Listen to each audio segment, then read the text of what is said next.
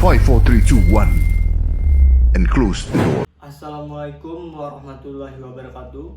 Perkenalkan, nama saya Iqbal Kurnia Putra dari Fakultas Hukum Universitas Bengkulu dengan NM B1A 021221. Di sini saya akan menjelaskan Omnibus Law dalam perspektif peraturan perundang-undangan di Indonesia. Yang terlebih dahulu kita akan mengenal pengertian Omnibus Law itu sendiri. Secara harfiah, kata omnibus berasal dari bahasa Latin omnis yang berarti banyak. Umumnya hal ini dikaitkan dengan sebuah karya sastra hasil penggabungan beragam genre atau dunia perfilman yang menggambarkan sebuah film yang terbuat dari kumpulan film pendek. Yang kedua, kita harus memahami tentang sejarahnya. Pertama-tama kita perlu mengkaji dan mengetahui tentang Omnibus Law itu. Menurut Prof. Mahfud MD, pada tahun 1830 di kota Paris, Prancis, untuk pertama kalinya hadir sebuah bus yang bisa mengangkut barang dan orang sekaligus ke satu tujuan yang sama. Konon saat itu belum ada bus yang dipakai untuk mengangkut orang dan barang sekaligus alias dibawa secara terpisah-pisah. Bus itu disebut omnibus. Kemudian nama omnibus tersebut dipakai oleh negara-negara Amerika Latin untuk sebuah istilah hukum yang mengatur banyak lewat sebuah undang-undang. Hal ini disampaikan oleh Prof. Mahfud MD dalam sambutannya pada acara Law and Regulation Outlook pada tahun 2020 yang lalu. Dengan definisi tersebut, jika dikontekskan dengan undang-undang, maka dapat dimaknai sebagai penyelesaian berbagai pengaturan sebuah kebijakan tertentu tercantum dalam berbagai undang-undang ke dalam satu undang-undang payung.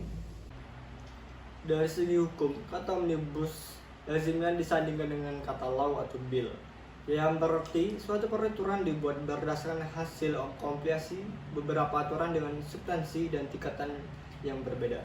Penggunaan omnibus law telah banyak dilakukan oleh negara di dunia, terutama yang menggunakan tradisi common law system. Di dunia terdapat dua sistem hukum, yakni common law dan civil law system. Sedangkan Indonesia mewarisi tradisi civil law system. Yang ketiga, kita harus melihat penerapan dalam peraturan perundang-undangan di Indonesia. Melihat teori perundang-undangan kita yang sudah diterapkan dalam bentuk norma hukum yang tertuang dalam Undang-Undang Nomor 12 Tahun 2011 tentang pembentukan peraturan perundang-undangan yang sudah sangat jelas mengatur secara sistematis materi-materi pokok tentang asas pembentukannya, dan secara teknis diatur dengan jenis hierarki, materi muatan, dan teknik penyusunannya. Jelas bahwa di dalam hierarki dan tata urutan peraturan perundang-undangan tersebut belum ada konsep omnibus law sebagai salah satu asas dalam sumber hukum.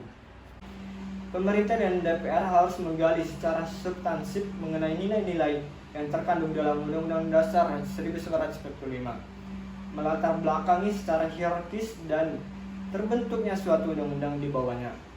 Karena sejauh ini belum ada frasa atau pasal yang kami temukan dalam Undang-Undang Dasar 1945 untuk menjadi rujukan diberlakukannya Omnibus Law.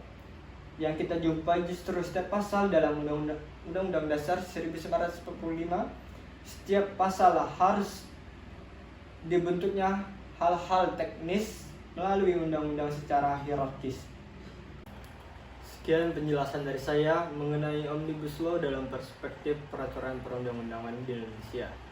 Apabila ada yang salah kata, saya mohon maaf. Wassalamualaikum warahmatullahi wabarakatuh. Teori hukum berperan sebagai ajaran metode bagi praktek hukum, yakni praktik pembentukan hukum dengan memahami dan melaksanakan ajaran metode tersebut. Maka diharapkan dapat terbentuk aturan hukum yang ideal. Aturan hukum yang ideal berarti aturan hukum yang memperhatikan momen ideal, politik, normatif, dan teknikal, serta memenuhi syarat keberlakuan moral, faktual, dan yuridikal. Aturan hukum tersebut dapat dipertanggungjawabkan secara ilmiah karena konsisten dan taat terhadap asas-asas pembentukan peraturan perundang-undangan. Menganalisis keberadaan Omnibus Law menggunakan kata atau kacamata teori hukum belum tepat untuk diberlakukan saat ini di Indonesia.